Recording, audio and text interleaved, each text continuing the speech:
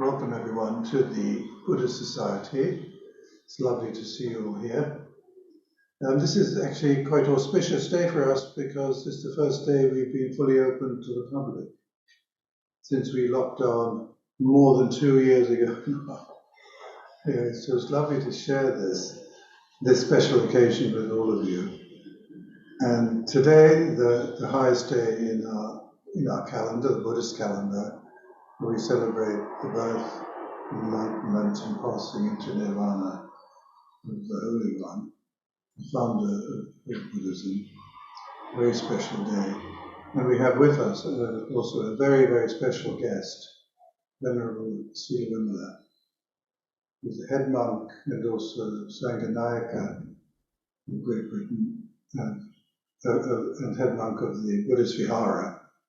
And the Buddhist Vihara and the Buddhist Society have a very close and long-term relationship going back to 1926, when the Buddhist Vihara was inaugurated. So we're getting close to a very important anniversary.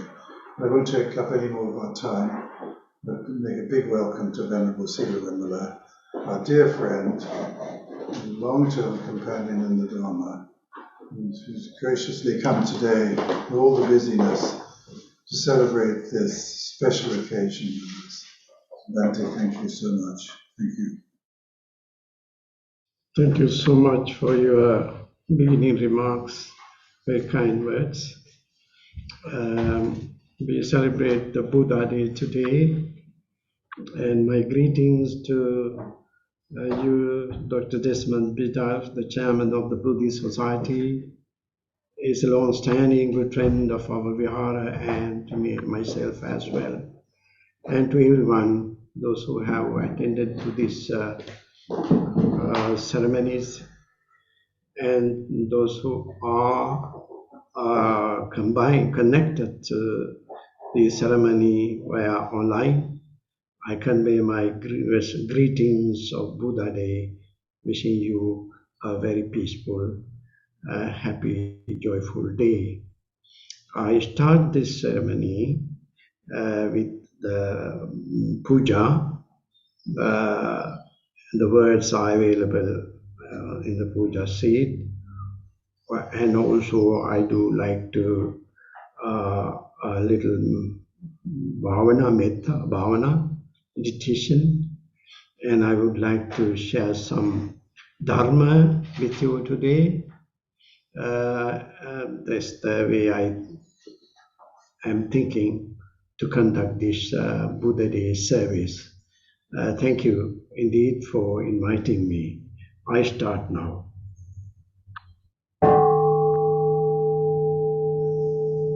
The sound is good, isn't it?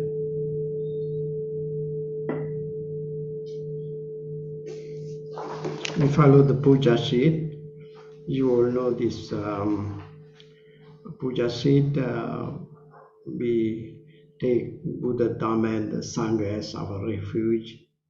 And also we take 5 precepts.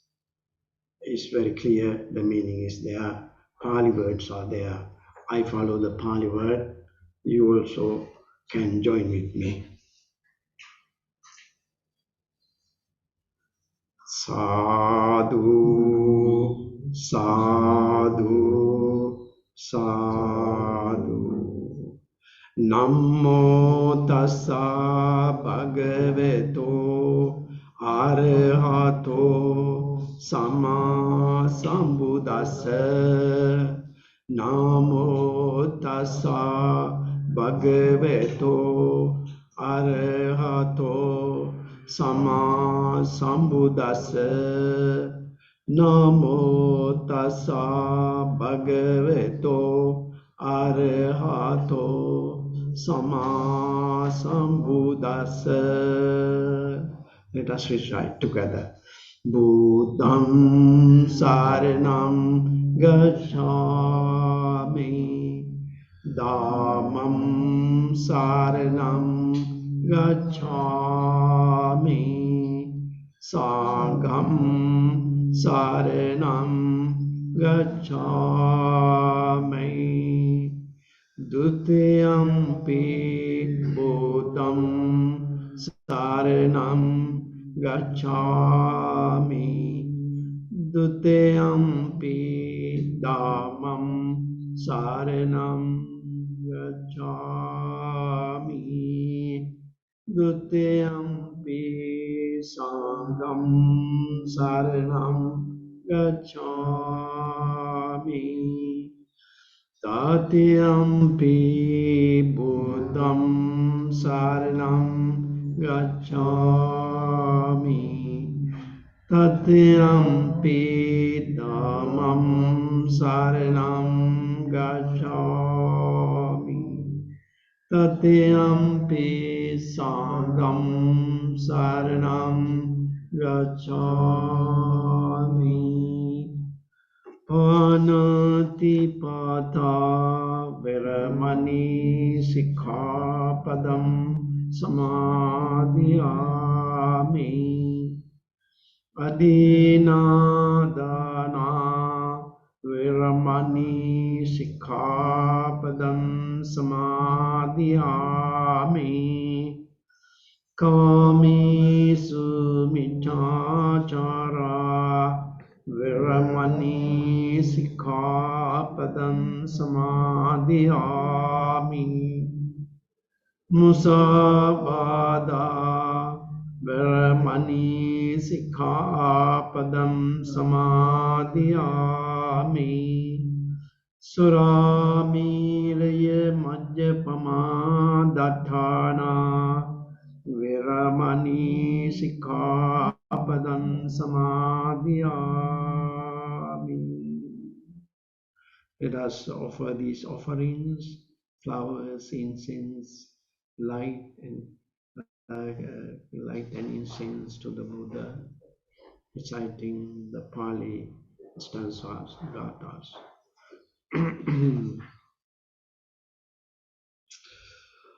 Vannagandha gunopetam etam kusuma santatim pujayami munim dassa sripada saroruhin Pujemi Buddham Kusumina Nina Punyena Medena Chayotu Mokkam Puphang Milayati Ataidami Kayo Tathayati Vinasabhavam Pujemi Dhammam Kusumena Nina Punyena Medena Chayotu Mokkam Puphang Milayati Ataidami Kayo Tathayati Vinasabhavam Pujemi Sangham Kusumena Nina Punyena Medena Chayotu Mokkam Puphang Milayati Ataidami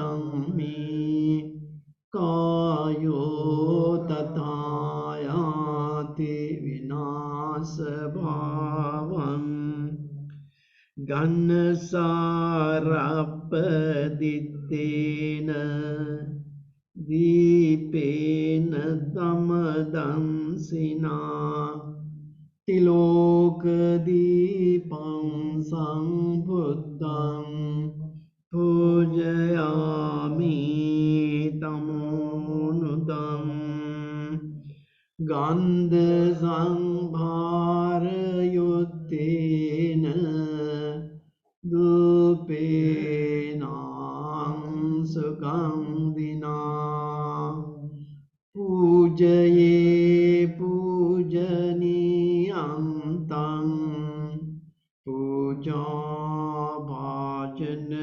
මුත්තමං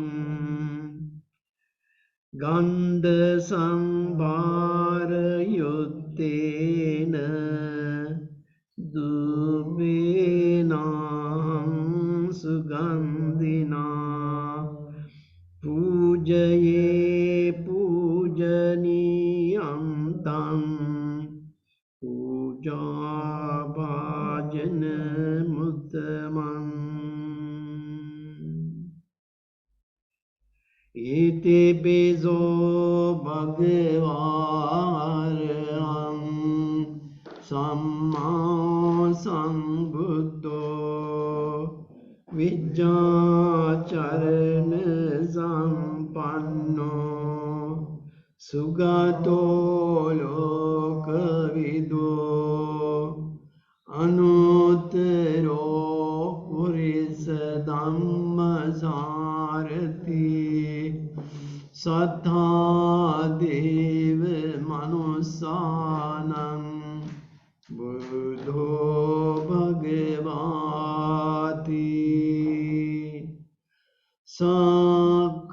සක්ඛාතෝ භගවතා ධම්මෝ සම්දිත්තිකෝ අකාලිකෝ ඒහි පාසිකෝ ඕපනයිකෝ පාචාතං වේදිතාබෝ විඤ්ඤෝහිති සුපටිපන්නෝ භගවතෝ ශාවක සංඝෝ උජුපටිපන්නෝ භගවතෝ ශාවක සංඝෝ ඥායපටිපන්නෝ භගවතෝ ශාවක සංඝෝ සාමීචි පටිපන්නෝ භගවතෝ ශාවක සංඝෝ යදිදං චත්තාරි පුරිස යෝගානි අට පුරිස පුග්ගලායිස භගවතෝ ශාවක සංඝෝ ආහුනේයෝ පාහුනේයෝ දක්ඛිනේයෝ අංජලි කරණීයෝ අනුත්තරං පුඤ්ඤාකේතං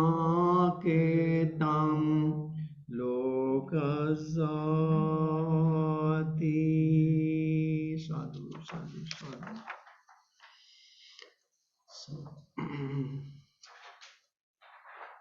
would you like to read it?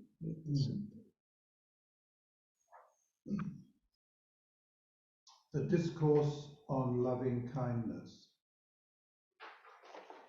He who is skilled in his good and wishes to attain that state of calm, nirvana, should act thus.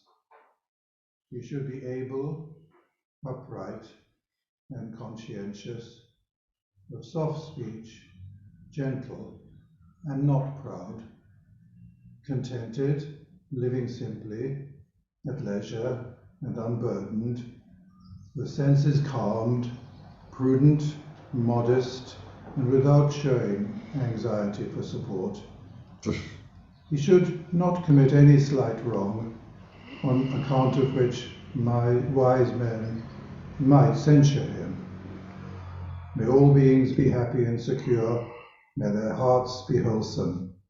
Whatever living beings there be, feeble or strong, long, stout or medium, short, small or large, seen or unseen, those dwelling far or near, those who are born and those who are to be born, may all beings, without exception, be happy-minded.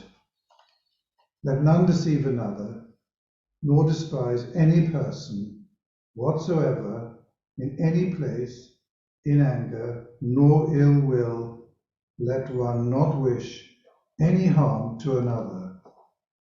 Just as a mother would protect her only child at the risk of her own life, even so, let one cultivate a boundless heart towards all beings. Let thoughts of boundless love pervade the whole world, above, below, and across, without any obstruction, without any hatred, and without any enmity. Whether standing, walking, sitting, or lying down, as long as one is awake, this mindfulness should be developed. This, they say, is the highest conduct here. Not embracing false views, virtuous and endowed with insight, giving up attachment to sense desires of a truth. Such a person does not come again, repeated becoming. Okay, I do like to chant a few of these stanzas, not all the discourse. I start from 6 to 10. I do chanting now.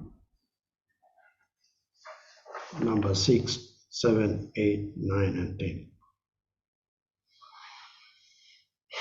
Pero parang nikupeta nati manyete katta chinang kanchi vyarosana patiga sanya nanya manasa dukkha micceya Mata yata niyang puttang ayusaika putta manurakke evampi sabba bhutesu manasang bhavaye aparimanang metan ca sabba lokasmin Manasang bhavaye aparimanam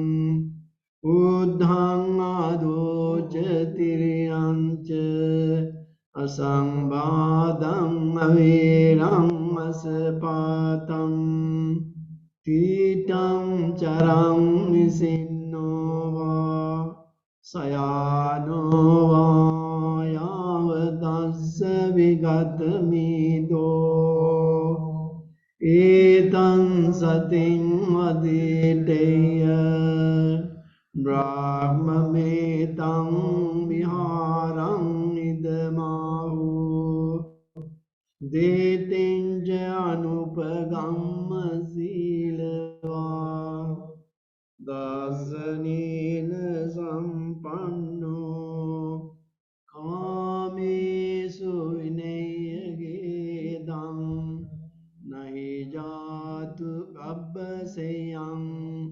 punareti.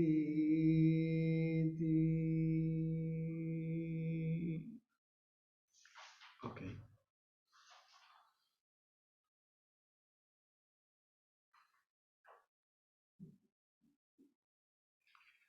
Let us do Metta Bhavana, meditation on loving kindness.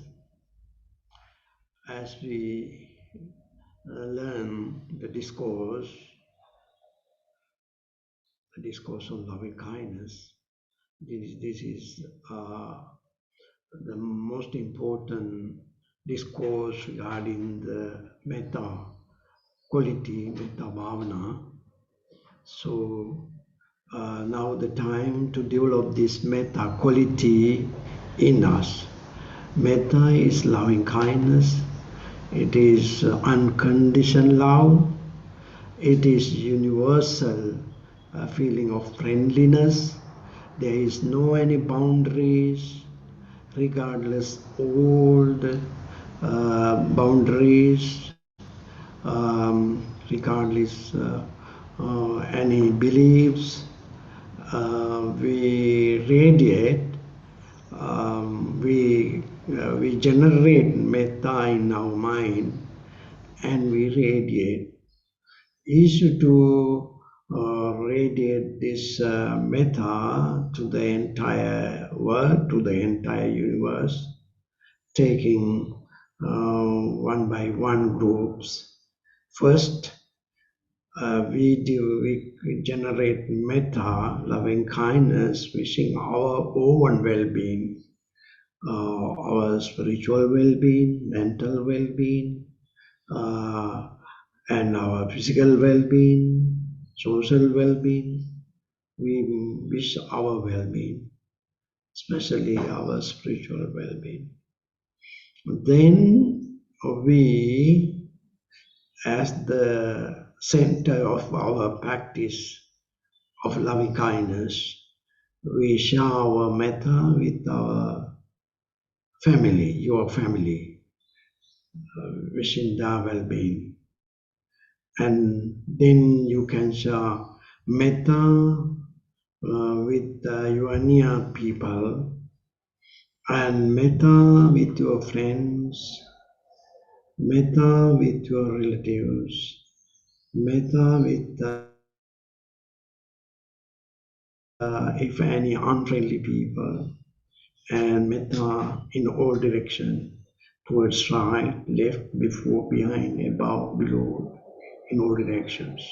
This is the way we are going to practice, project the metta consciousness towards entire world. So we start now.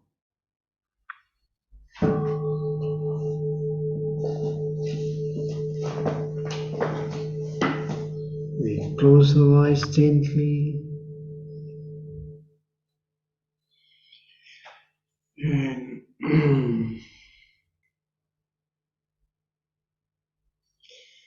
whatever the posture, it should be comfortable. And we close our eyes gently and place our hands on our lap.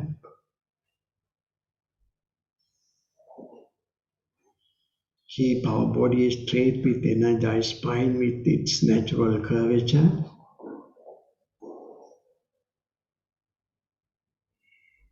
And head poised on top.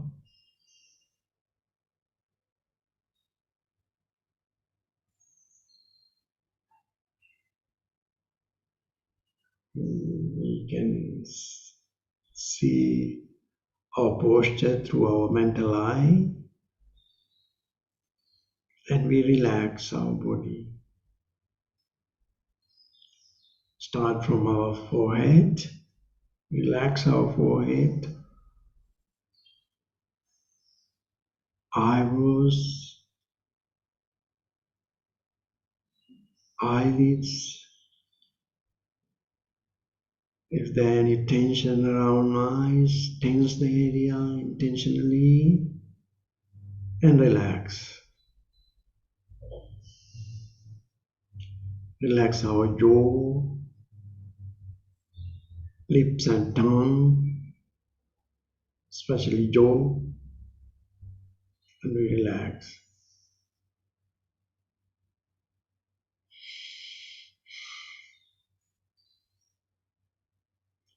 Relax our neck and shoulders, hands, palms, keeping one palm over the other palm, and relax. And chest and abdomen to be relaxed.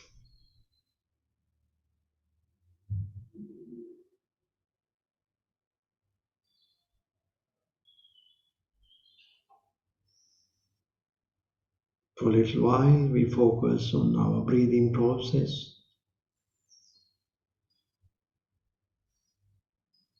Focus your mind on abdomen area, easy to notice in breaths and out breaths.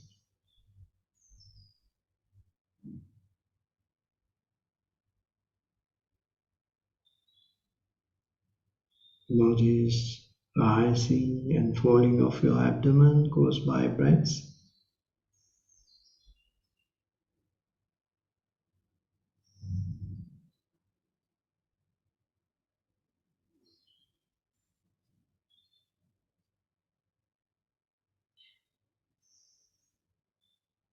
can use a mental word, mental note, rising and falling, rising and falling.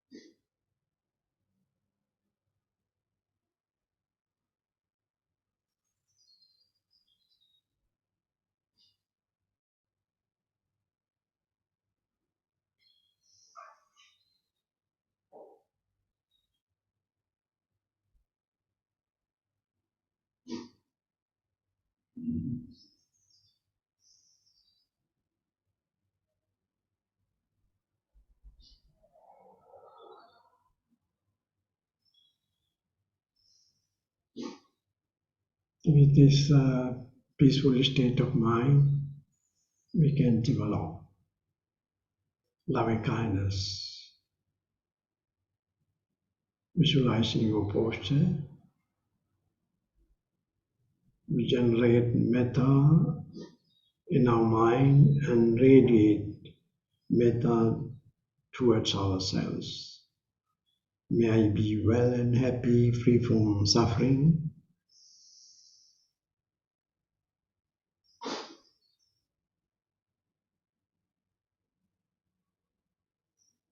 May I be free from anger and ill will. May I be free from enmity and anxiety. May I be happy.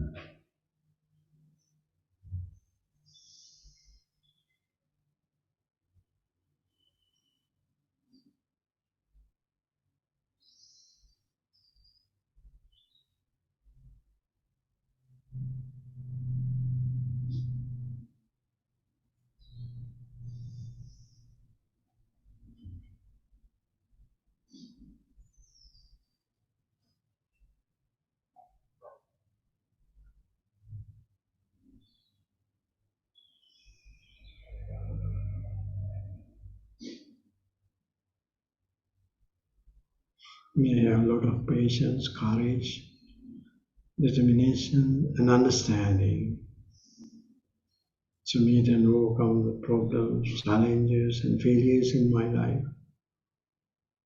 May I take care of myself happily.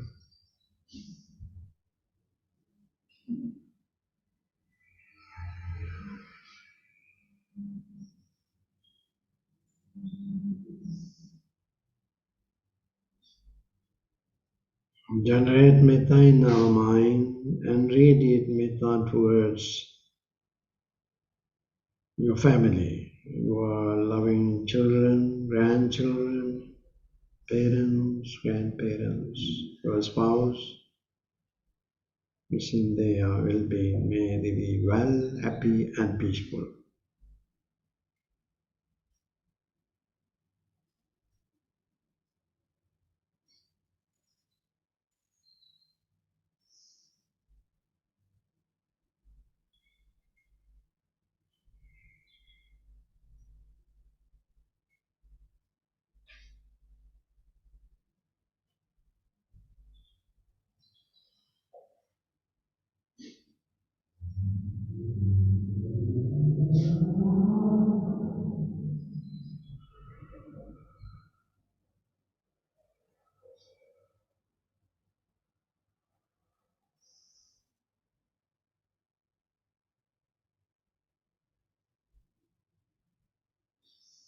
Generate metta in your mind and radiate metta from your mind towards the gathering here. Each and every one of us shower loving kindness, wishing your well-being. May you be well, happy, and free from suffering.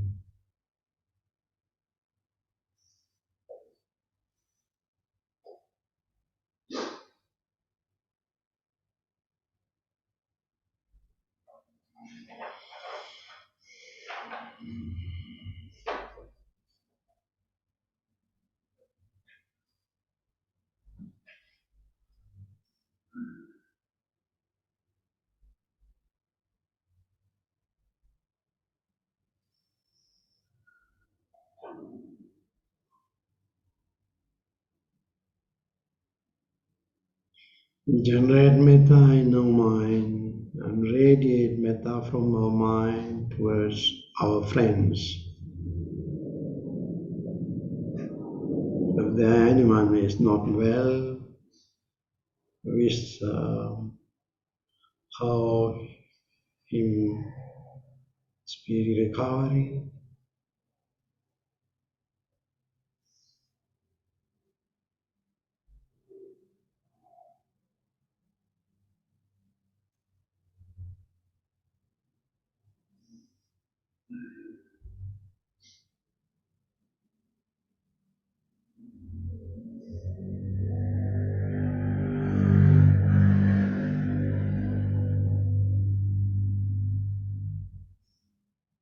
Generate metta in our mind and enhance our heart with the feeling of loving kindness and radiate from our mind towards our, if there are any unfriendly people, may they be free from anger and ill will, may they be happy and peaceful.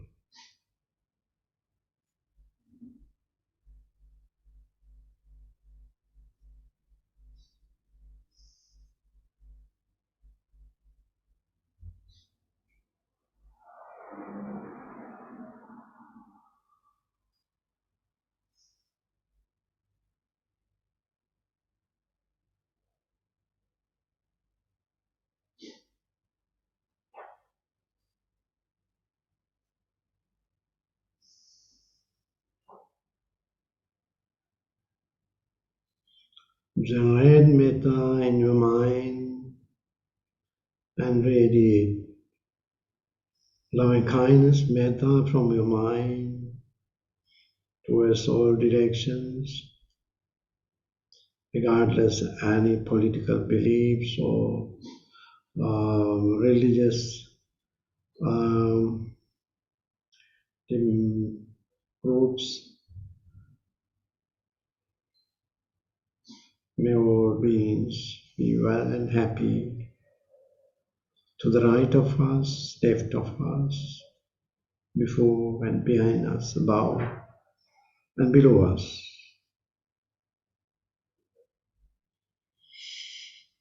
We continue our practice for another 2-3 minutes.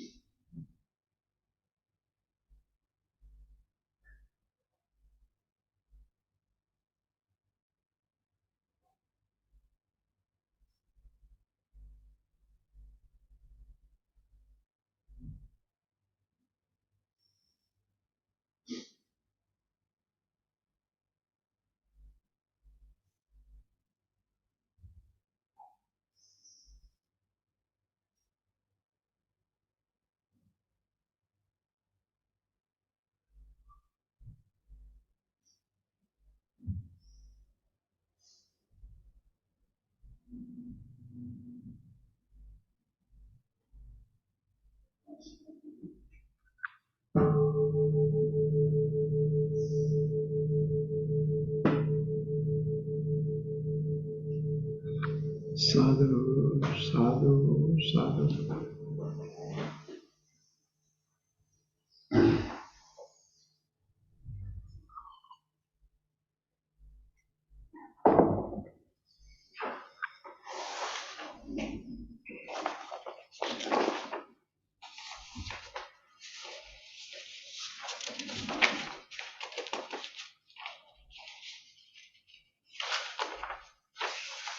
So I would like to share some Dharma with you today.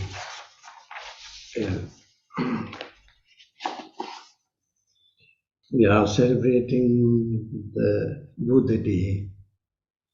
As we all know, we celebrate the birth of the Buddha. He was born in Lumbini Park. The exact place has been recognized by archaeologists because there is a pillar. That pillar bears an inscription.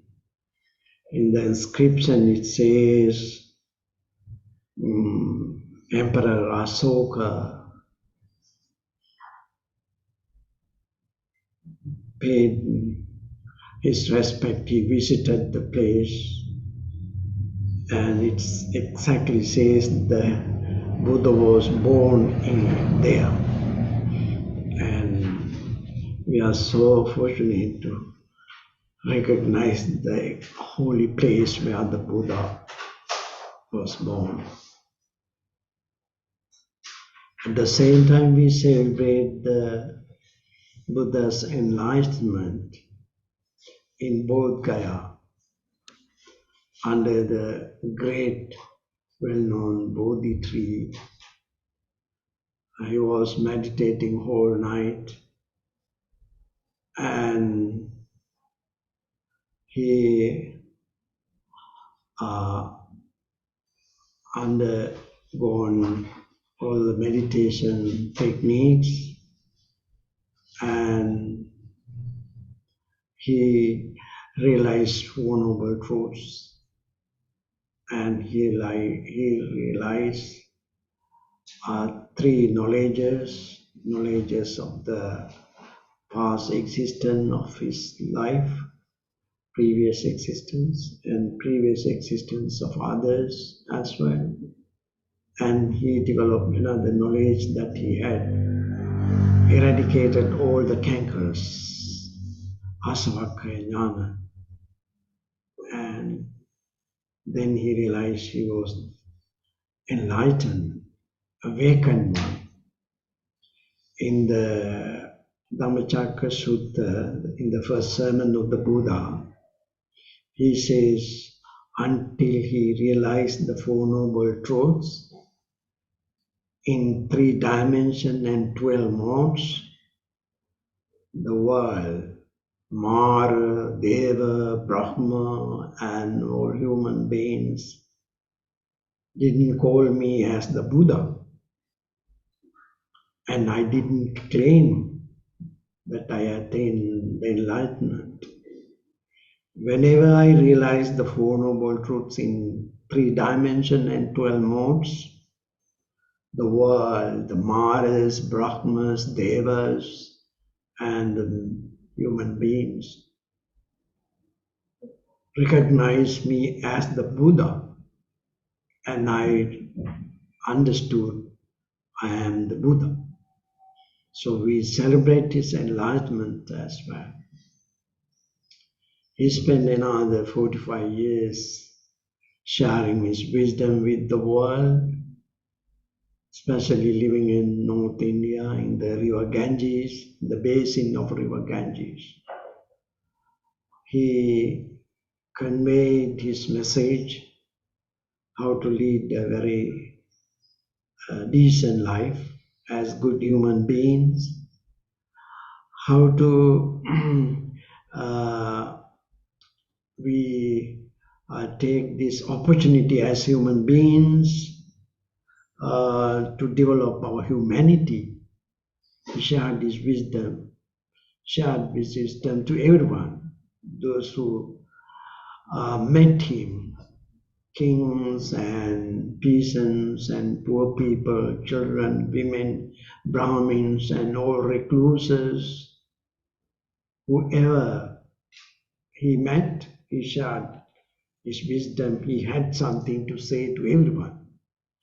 So we celebrate his life, and at the age of 80, Buddha passed away in Kusinagar. All these 4 places actually have been recognized very well.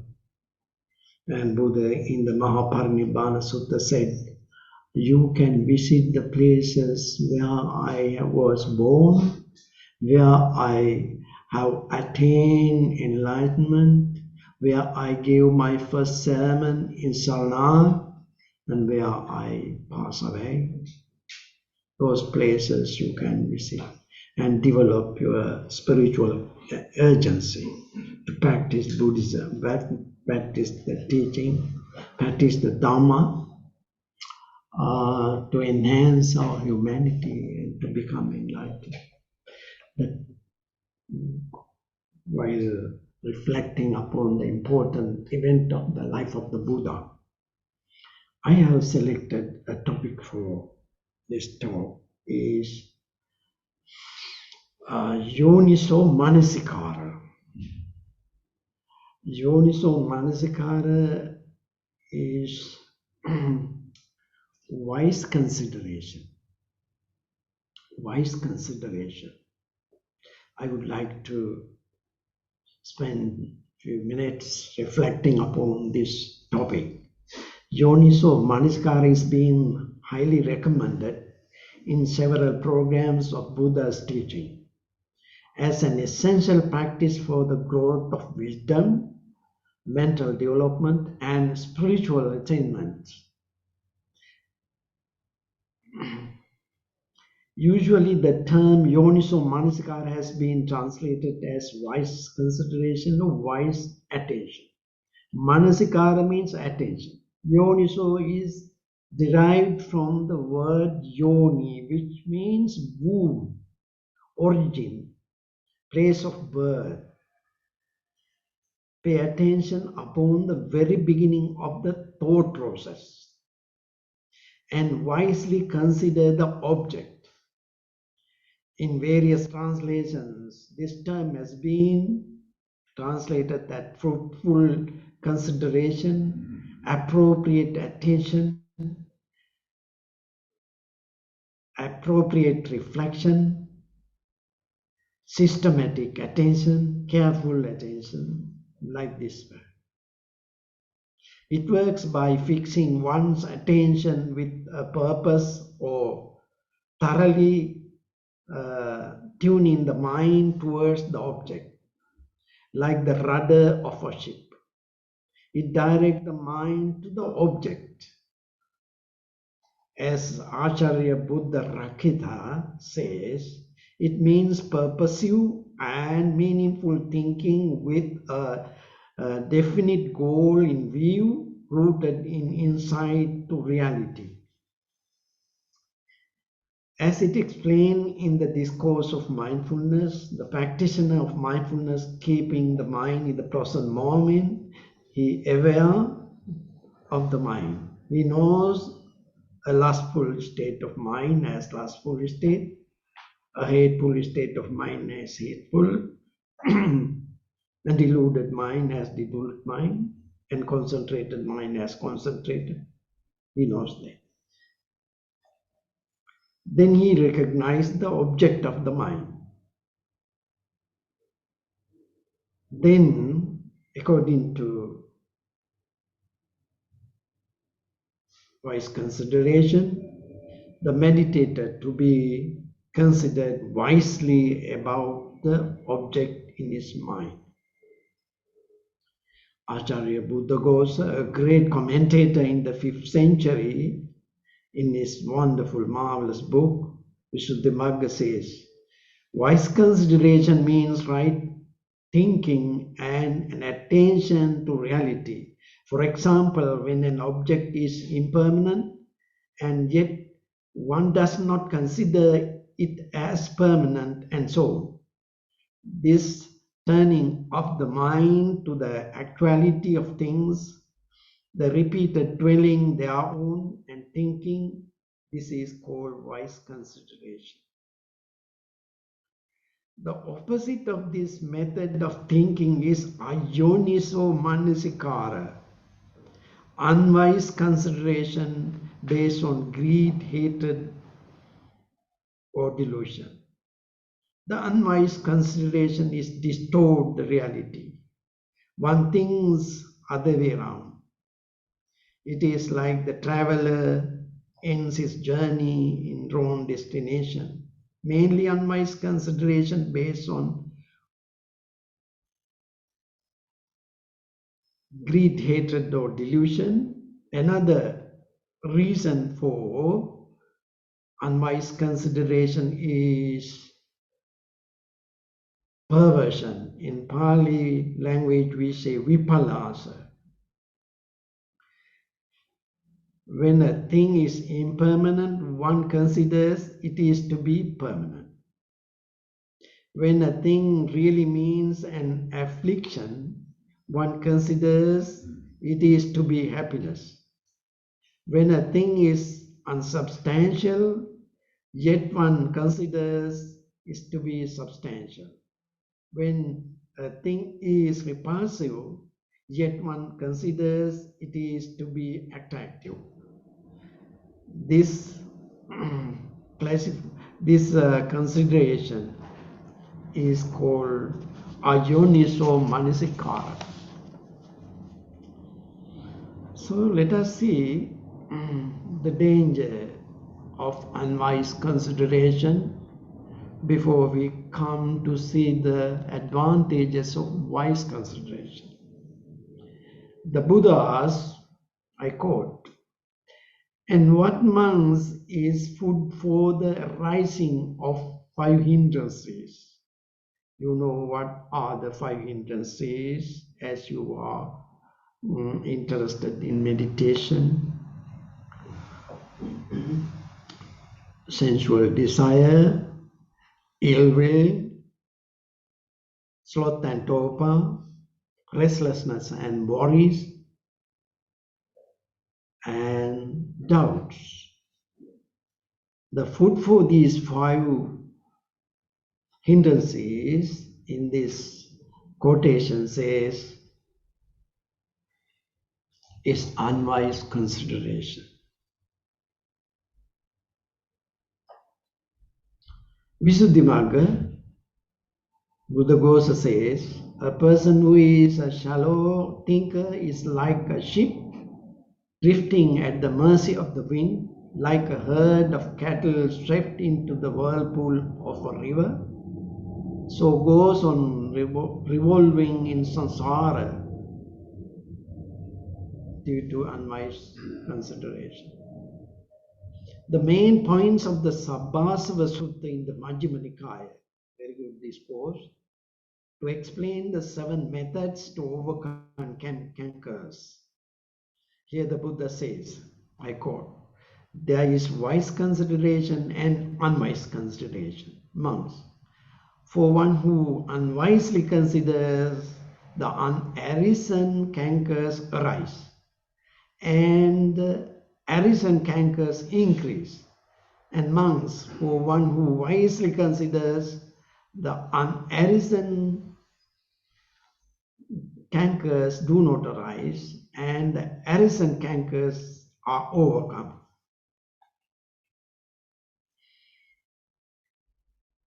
Once the Buddha gave another advice how we can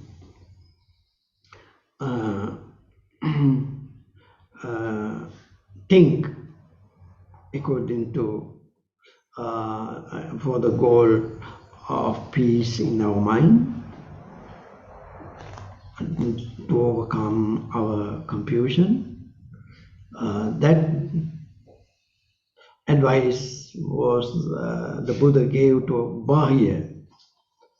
Bahya is how you should train yourself. In the seen, Bahya, only the seen. In the heard, only the heard. In the censored, only the censored. In the cognized, only the cognized. And you see that there is no thing here. You train yourself like this way with the advice to Bahya. So this is the way, as we are interested in meditation, follow these techniques and follow the teaching. The Buddha said, just as dawn marks the rising of the sun, so too being adept in wise attention is the precondition for the realization of the Noble Eightfold Path leading to awakening. This is the benefit of wise consideration. Yoniso manasikara, in the sense of wise reason, methodological attention, leads to the rising of Noble Eightfold Path. As you know, the middle path leads to nirvana, lead to peace, lead to jhanas, and lead to nirvana. Wise attention is the food of arising of 7 factors of enlightenment. And cultivation and fulfillment thereof, if already arisen. Monks, I have not seen any single thing which conduces more than arising of wholesome things that have not yet arisen, and to the expulsion of unwholesome things that have already arisen, than wise reflection or wise consideration. According to above sayings, regarding this wise consideration, we can understand how wise consideration is important to enhance our mind towards eradication of defilements. Another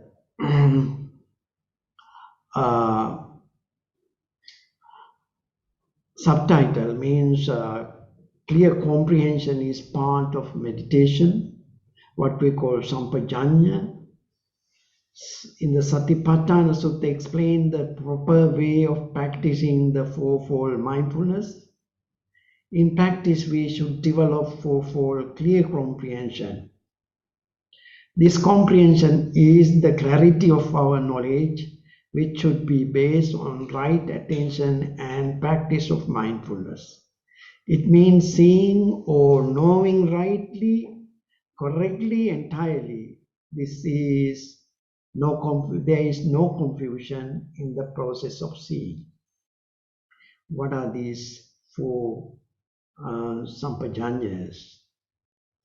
4 aspects of seeing correctly and entirely. Sarthaka sampajanya, clear comprehension of purpose. Before acting, we should always ask ourselves if this intended activity is in accordance with our purpose, aims, and ideals. Once the Buddha asked from Rahula, his son, what is the purpose of the mirror? He answered, the purpose of the mirror is reflection. Likewise, similarly, we should reflect whether intended action is wholesome or unwholesome. It is beneficial or not. That is called clear comprehension of purpose.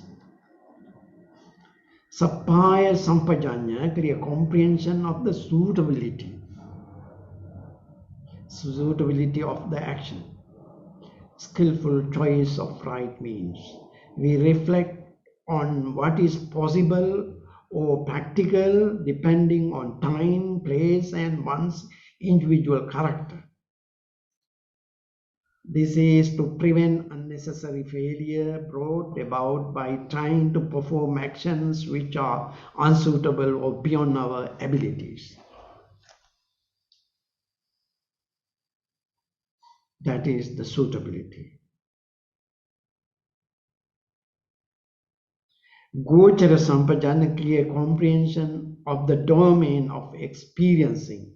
Here the method of mental training used in Dhamma are incorporated into everyday life. This means not abandoning the subject of meditation during one's daily routine. This way our meditation practice becomes a part of our life. There are 2 parts of domain. The first part is one's own body, internal domain of mindfulness. As you know, we are mindful about our sensation, feelings, thoughts, images, etc. The second part of the territory or domain is where we go or walk. For instance, where a bhikkhu, a monk, go for the alms round. aware about the territory.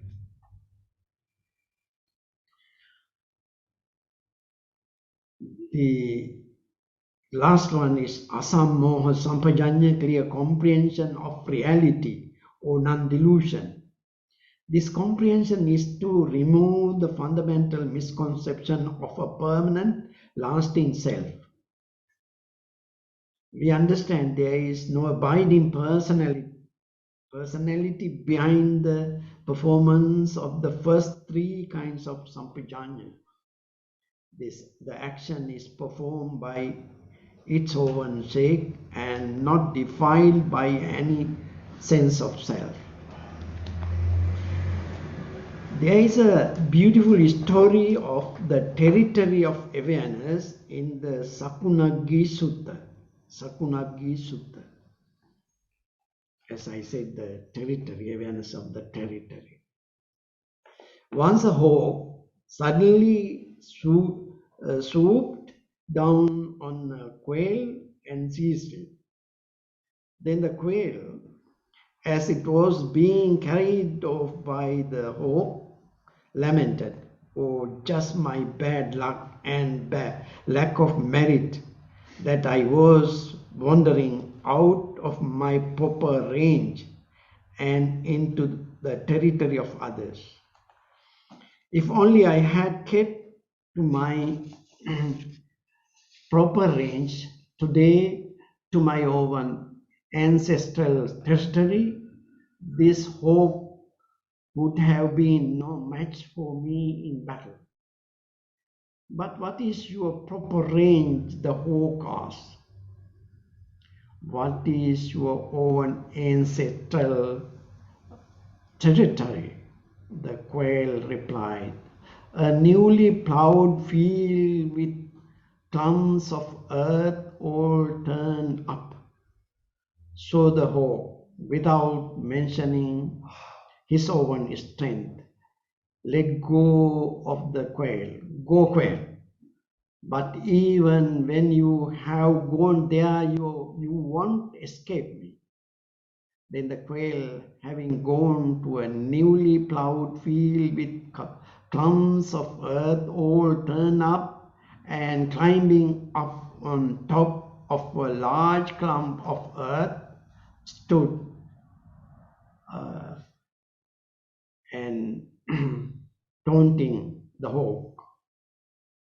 "Now come and get me, you hawk.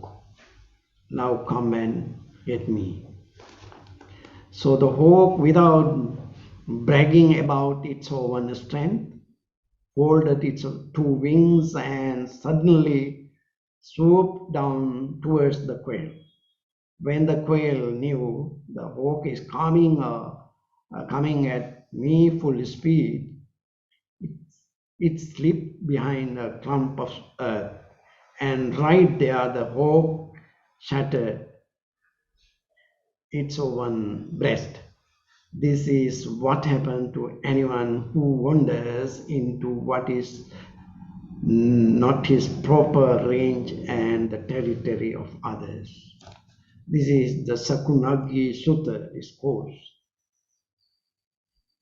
So, the practice of wise consideration is the art of thinking, avoiding unnecessary actions, unnecessary proliferations of the thought processes. Sometimes we are worried about our actions.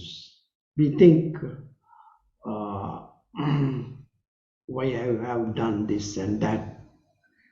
I was supposed to be doing that, not supposed to be doing this. This is the way we think about our past and worried about.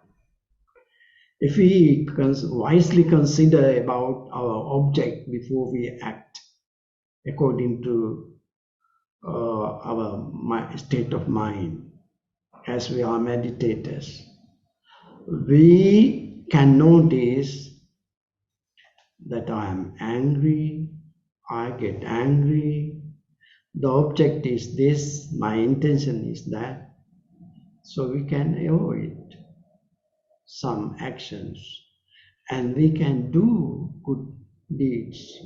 This is the way, according to this reflection of Yoniso Manasikara, wise consideration, help us to clear our path towards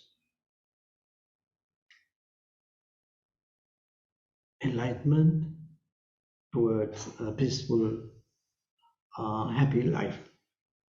Thank you very much for listening to this talk.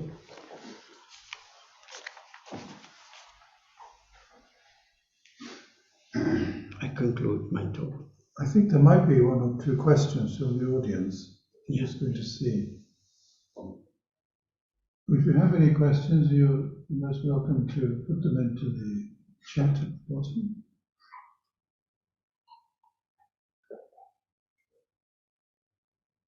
There may be some questions from the floor.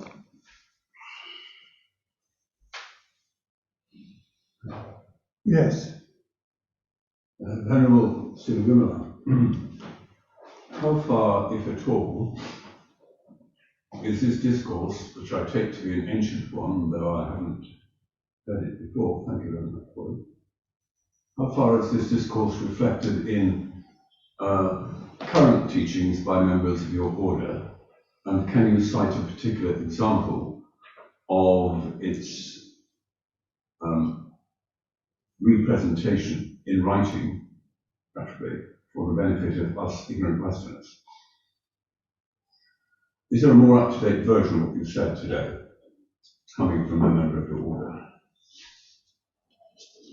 Is it still still part of the line of Dharma in that sense?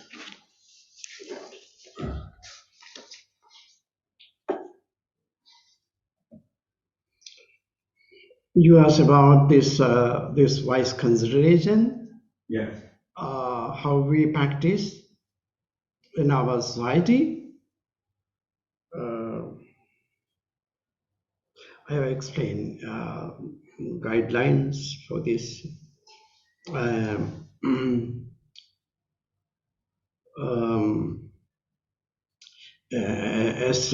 As we are all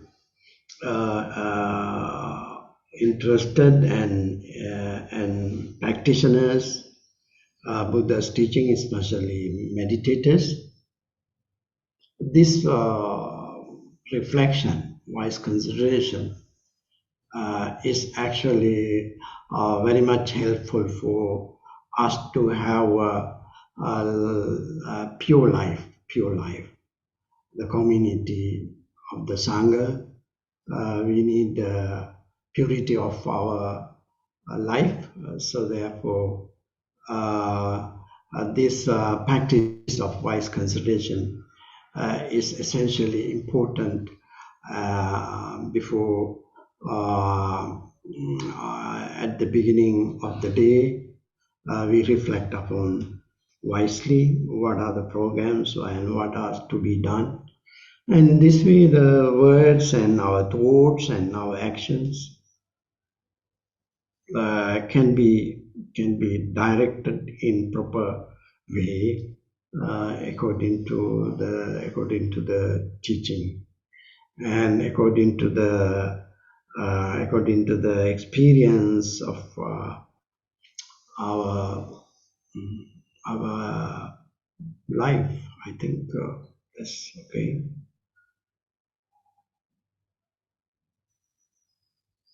So the helpful answer? Thank you, Desmond. Thank you, Venerable Seelawimala, for answering so much to the point. I'm very grateful for your clarity.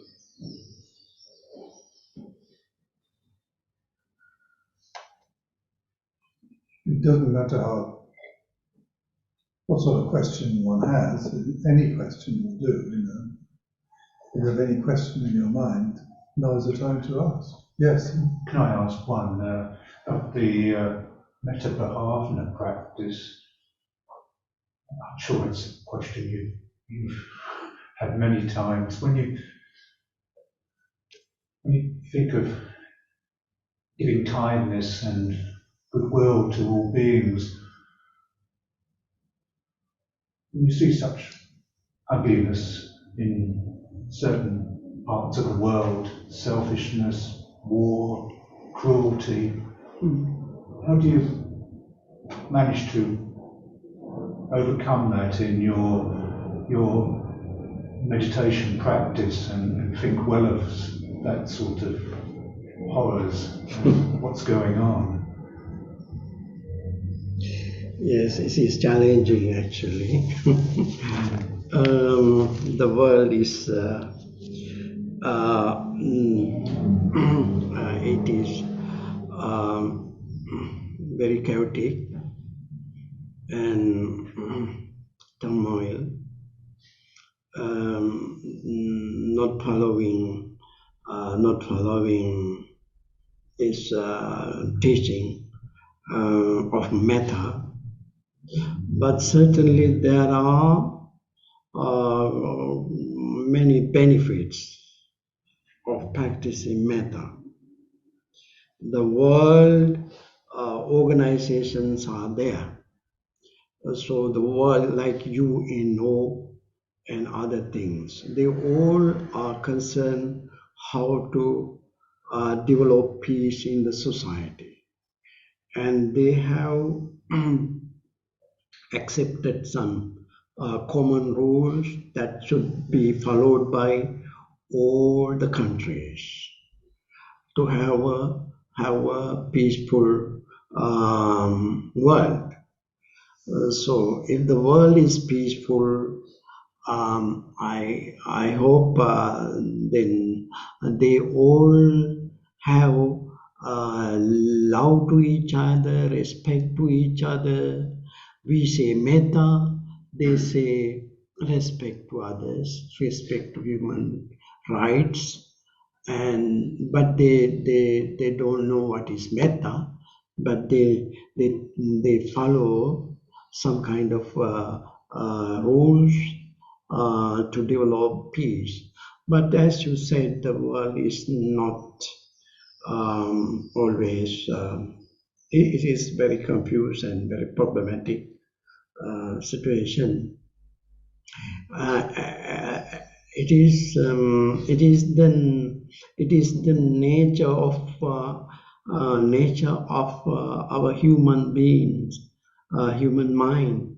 So people are not perfect, or the greed, hatred, and delusion are the underlying tendencies of these problems. Fear, greed, hatred, all these are the underlying tendencies in our mind. So therefore, we should try our best as we are human beings. We have to try our best to develop peace in the society. So what we can do, I have read, as I have shared some thoughts with Desmond, and some countries, there is reconciliation programs, and for instance, I have read a report of Dr. Desmond Tutu's report, and he shared some thoughts about how the reconciliation can be carried out in the society. So this way, the metta we have to teach to the whole world. We have to teach. There is some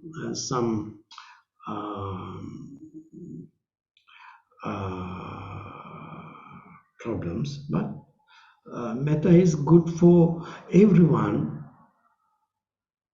In a school, I taught how to practice metta for 2 minutes in the morning. And a friend of mine is Richard.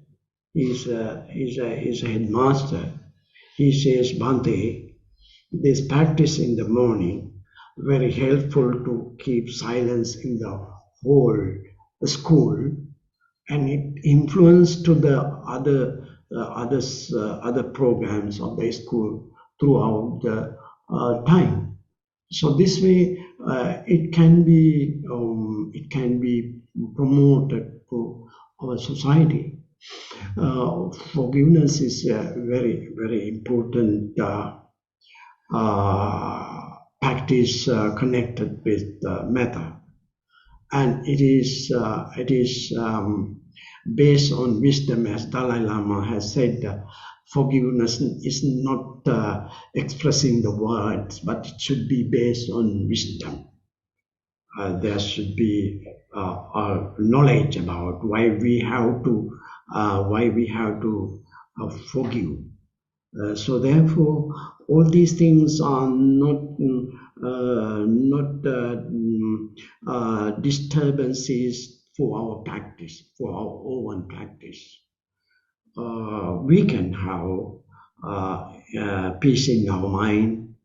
This quality, when we develop, it is that quality actually, friendliness. For instance, if you are in a community, all the people are good friends of yours, then you can have a very, very, very big happiness, joy in your mind. Likewise, we can do it in the morning and the evening. I tell you a story, very good story. Is it okay? Time? Yeah.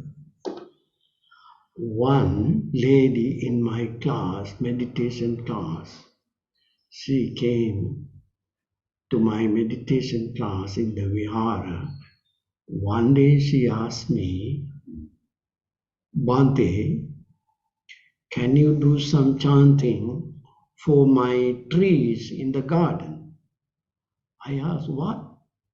Yes, the trees now they are going to cut down by our neighbors. They are not happy about the branches of the trees, and the roots of the trees have made damages in the other buildings, so they are going to cut down this.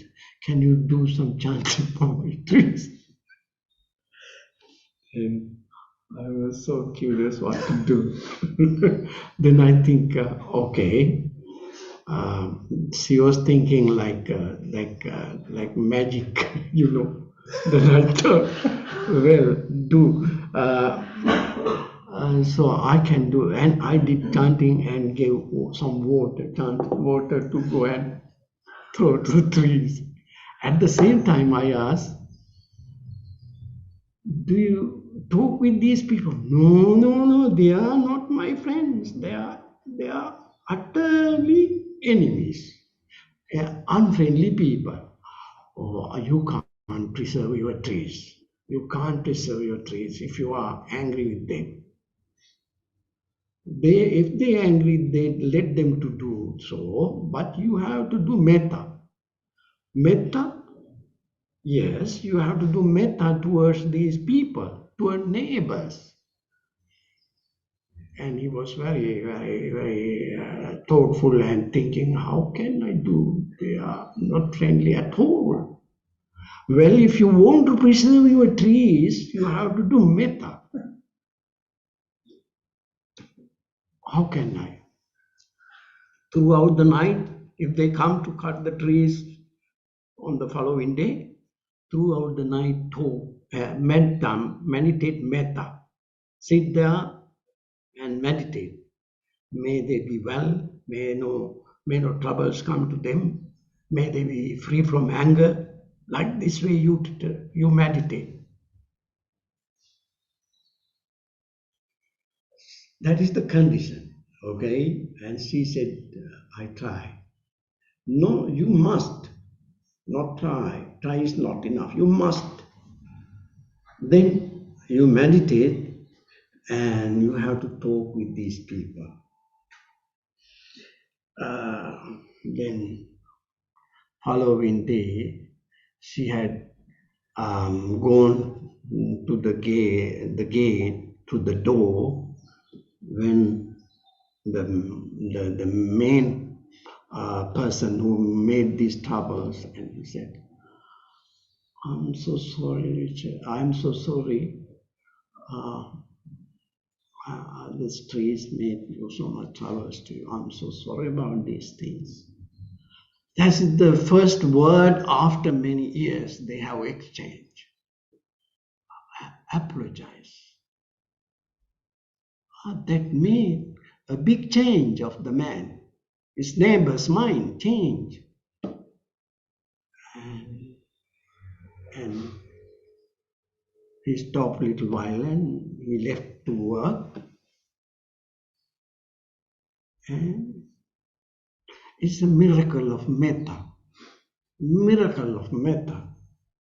This man stopped this process of the demolishing this place. Cutting the trees, he stopped and he said, okay, no problem. I can cope that. I can manage. That's the working, the effect of metta. This way, metta is very, very powerful quality. We can change the world, we can change the mind of others, we can change the others' mind. So metta is very powerful. And it doesn't matter whether they are angry or not, I can clear my mind. Buddha said you can sleep well. You can awake well. No bad dreams. You are pleasant to human beings.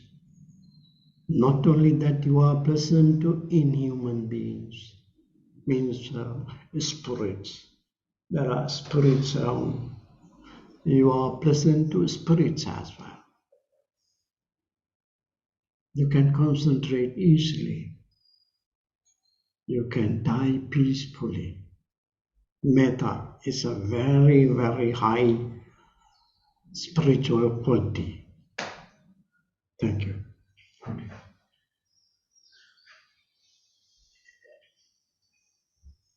Beautiful story. Very beautiful story. It shows how it fits into life. Are there any other questions? Yes. If there is no question from anyone else, only, there are no other questions. No, Ian, go ahead. Thank you. It is a beautiful story, but in my skeptical way, and perhaps over-politicized way, Desmond would agree better, so I wonder whether there's a case for counselling of that kind to be offered by other members of the Arya Sangha of Sri Lanka to Mr. Rajapaksa at the moment. To Mr. Rajapaksa and the other principal actors in the sad resumption of conflict in that country, which had been quiet for so many years, after so many decades of the country being riven with ethnic conflict between the ethnic majority, in which we remember, of course, and the Tamil minority. I'm not drawing a direct parallel between those events and what's happening now, but there are some similarities, and I think that in each case the Arya Sangha could prevail upon the political actors to show very much the qualities which you've been espousing today and which you've been talking to us, telling us about the wisdom of careful consideration. For my own part, and forgive me for making a judgment which might be presumptuous, I don't think that the actors, including Mr. Rajapaksa in the country, are showing. I don't think that these actions are the outcome of such careful reflection. I find it saddening. I find it almost as saddening as I did to think that I was a fellow religionist with people who were involved in the ethnic conflict for so many decades. So my heart went out to those people when it finally reached a settlement.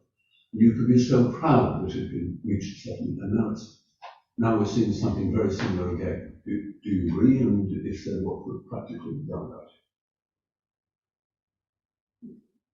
Would your fellow monastics have a role there in counselling greater wisdom on the part of the political actors so that they stop tearing each other apart?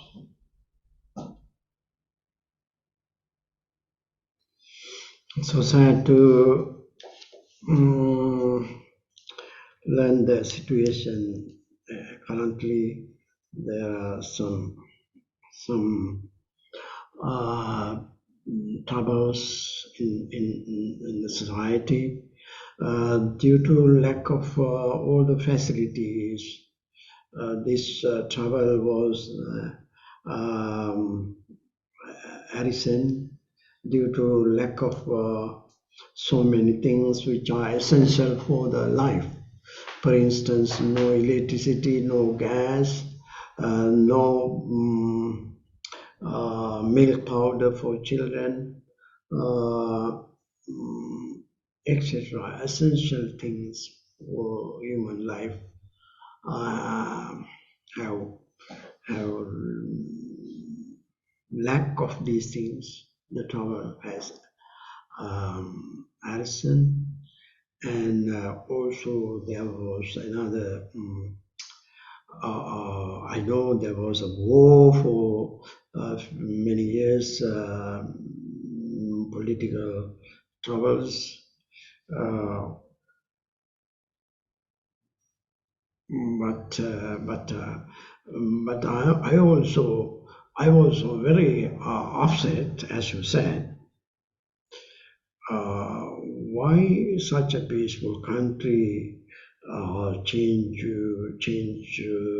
the problematic situation? And I was aware about that, and thinking about, I was shocked.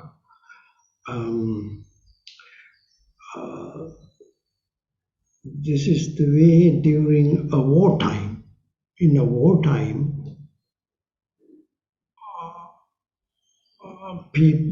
the people work against the goodness. It had happened all the time during war times in the history, everywhere. This is not to excuse the situation, but the emotions come out in negative way, because our mind is actually have good qualities as well as negative qualities as well. Mind is conditioned by different reasons. When mind is conditioned by negative way, people are not aware, they don't consider wisely, they do all these violences. I don't know, there is no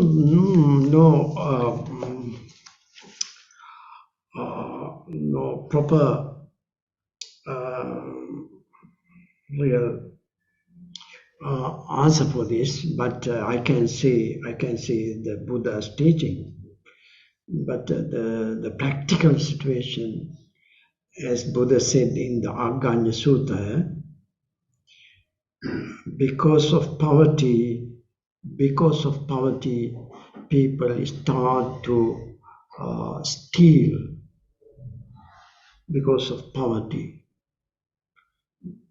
because of the stealing of things, people start to make weapons. Because of making weapons, a lot of violences happen. These are interconnected, interrelated in the Aganya Sutta. So the people, those who are sensible, make the effort to have a peaceful country. Yeah.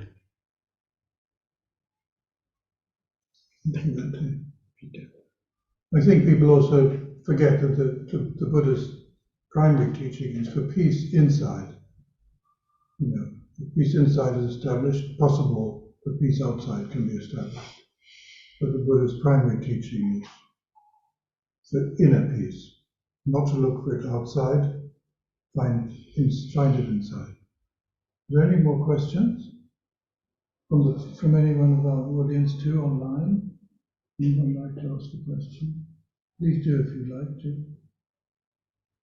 Just type it in the bottom. I don't think there are any questions. Can't see any coming up. Well, Bhante, can I thank you for a lovely talk? And thank you all very much for coming. Just a couple of announcements. One is that big wheel on the south of the Thames, that big thing that people get into, that big wheel. It's being lit up today with the colours of the Buddha, of the Buddhist flag. We're doing a special Vesak illumination of that big wheel. So do have a look at it, but it's going round with different lights and all the Buddhist colours. It's a special celebration for us. And the other thing is, don't forget, we have a full program. People who want to sit meditation, sit in the southern tradition or northern tradition, whatever you'd like to do. And we do have a residential summer school as well. And the important thing about our summer school is that the people who are short of money, we're finding it a bit difficult, and it is a difficult time at the moment. We do have very heavily subsidized places for people to come. Summer school lasts for 1 week, and it's at the end of August. You'll see it on our website. But can I again wish you all a very happy Vesak, a very happy Buddha Day, and thank you so much for coming. Bhavatu Sabba Mangalam Rakantu Sabba Devata Sabba Buddhan Bhavena Sada Soti Bhavantu Te Bhavatu Sabba Mangalam Rakantu Sabba Devata Sabba Dhamman Bhavena Sada Soti Bhavantu Te Bhavatu Sabba Mangalam Rakantu Sabba Devata Sabba Sangha Bhavena Sada Soti Bhavantu Te.